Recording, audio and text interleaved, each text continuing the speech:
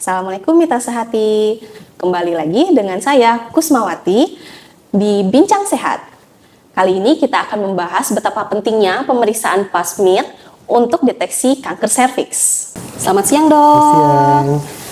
Dok, izin bertanya. Hari ini kita akan berbincang sedikit ya, Dok, masalah pemeriksaan Pap smear untuk deteksi dini kanker serviks. Kebanyakan wanita belum aware terhadap pemeriksaan Pap smear untuk deteksi dini kanker serviks. Nah, sebenarnya seperti apa sih, Dok, pemeriksaan Pap smear ini? Assalamualaikum, perkenalkan saya Dr. Teja Koswara, saya spesialis patologi anatomik di Rumah Sakit Umum Daerah Subang. Pada kesempatan ini mungkin untuk pertama saya akan menjelaskan tentang apa itu pemeriksaan Pap smear. Pemeriksaan Pap smear adalah pemeriksaan yang tujuan utamanya untuk mengambil contoh sel dari leher rahim dengan tujuan untuk menentukan apakah ada perubahan dari sel-sel di leher rahim ke arah prakanker atau kanker. Tetapi pemeriksaan Pap smear juga bisa untuk membantu kita menentukan apakah terdapat peradangan atau tanda-tanda infeksi pada leher rahim seorang wanita. Nah, untuk pertanyaan kedua, Dok, seberapa penting sih sebenarnya seorang wanita untuk memeriksakan Pap smear ini gitu? Ya, jadi untuk pemeriksaan Pap smear ini ditujukan kepada wanita yang sudah pernah melakukan hubungan seksual dan tidak wajib untuk mereka yang belum pernah melakukan hubungan seksual. Disarankan pemeriksaan ini dilakukan pada mereka yang berusia 21 tahun sampai 65 tahun.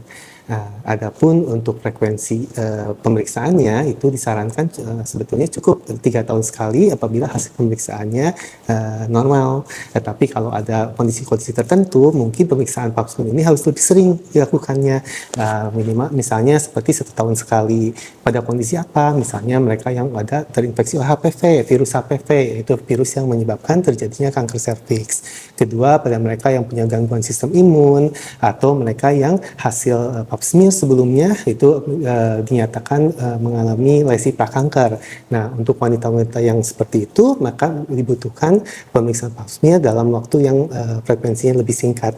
Untuk pemeriksaan Pap smear, itu sampelnya dari apa ya, Dok? Kan kalau pemeriksaan darah biasa dari darah atau urin. Nah, untuk Pap smear ini sampelnya dari mana, Dok? Kalau untuk pemeriksaan Pap smear ini, memang sampelnya diambil langsung dari daerah leher rahim dari wanita.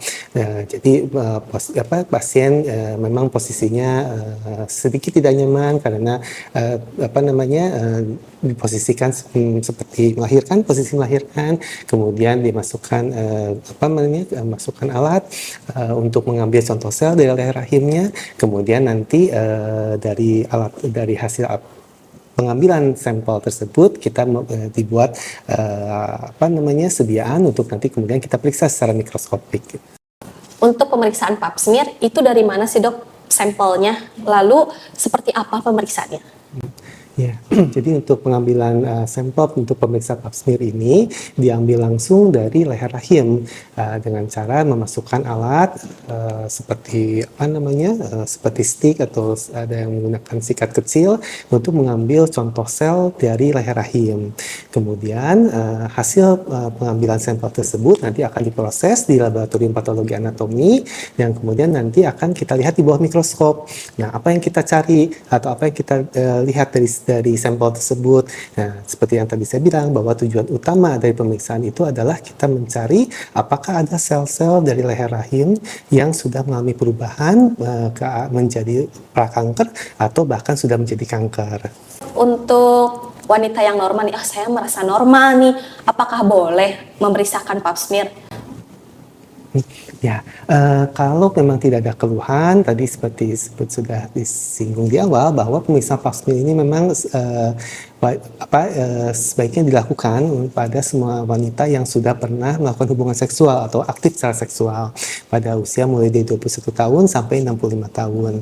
Nah, kalau tidak ada keluhan seperti apa? Ya berarti kita melakukan pemeriksaan rutin yang mana dianjurkan minimal itu adalah 3 tahun sekali kalau tidak ada keluhan. Tapi kalau seorang wanita merasa ada keluhan, misalnya ada keputihan, ada perdarahan dari jalan lahir yang tidak normal, maka disarankan untuk berkonsultasi ke dokter obstetrik ginekologi dan kemungkinan juga akan dilakukan pemeriksaan pap smear untuk melihat apakah ada tanda-tanda infeksi, tanda-tanda peradangan atau lesi prakanker dan sebagainya tadi. Jadi dok, setiap pemeriksaan pap smear ini belum tentu kanker ya dok, atau infeksi berat ya dok?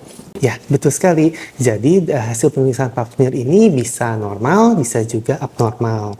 Tetapi hasil pemeriksaan pap smear yang abnormal itu tidak selalu berarti adanya lesi prakanker atau kanker, tergantung dari apa temuan yang kita lihat di mikroskopiknya. Nah, kelainan apa saja sih yang bisa kita deteksi yang termasuk kategori abnormal tadi pada pap smear?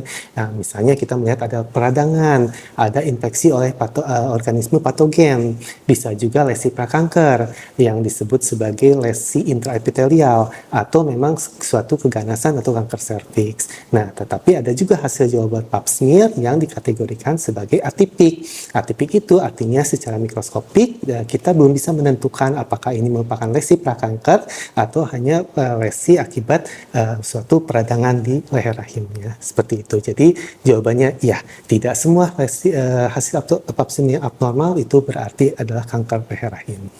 Pertanyaan yang penting nih dok, sebenarnya pemeriksaan pap smear itu kenapa sih bisa jadi deteksi karena kanker serviks?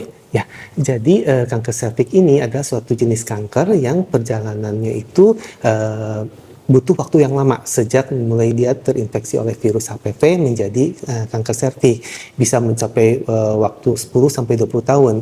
Nah, selama periode itu di mana sel-sel di leher rahim itu mulai mengalami perubahan menjadi kanker atau yang kita sebut lesi prakanker, itu kita bisa deteksi dengan pemeriksaan pap smear. Sehingga kalau kita menemukan adanya sel-sel yang sudah mulai berubah tadi ke arah lesi prakanker, itu bisa dilakukan tindakan untuk mencegah supaya kelainan tersebut tidak berkembang di kemudian hari menjadi kanker serviks. Baik mitra sehati, bagi wanita sebaiknya untuk melakukan pemeriksaan pap smear deteksi kanker serviks. Jadi mitra sehati, sebagai wanita kita jangan merasa sungkan atau merasa takut ya untuk melakukan pemeriksaan pap smear, apalagi untuk deteksi kanker serviks.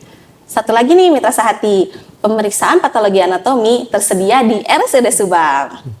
Baik, terima kasih Dr. Teja atas waktunya dan penjelasannya yang sangat bermanfaat. Saya pun jadi tahu ya, oh saya harus periksa nih kayaknya. Nah gitu dok, terima kasih ya dok ya. Terima kasih.